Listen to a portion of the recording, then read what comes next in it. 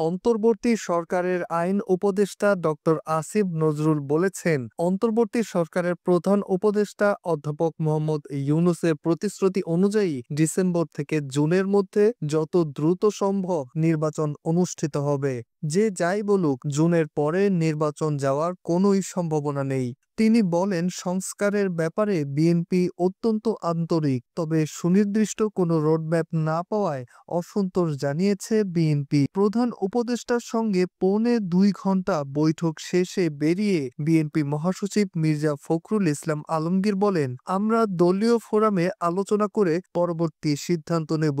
December মাস ধরেই নির্বাচনের পথে এগোচ্ছে কমিশন। এ কথা জানিয়ে নির্বাচন কমিশনার আনোয়ারুল ইসলাম সরকার বলেছেন, আইন শৃঙ্খলা পরিস্থিতি নিয়ে শঙ্কিত নয় ইসি।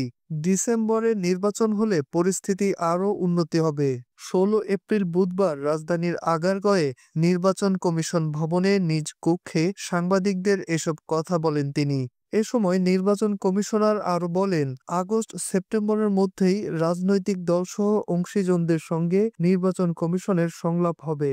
তিনি বলেন, জাতীয় নির্বাচনের তফসিলের আগ পর্যন্ত যাদের বয়স ১৮ বছর হবে তারা ভোটার তালিকায় অন্তর্ভুক্ত হতে পারবেন এবং জাতীয় নির্বাচনে ভোট দিতে পারবেন। তফসিলের আগেই রাজনৈতিক দলগুলোর সঙ্গে আলোচনা শেষ করতে চায় ইসি।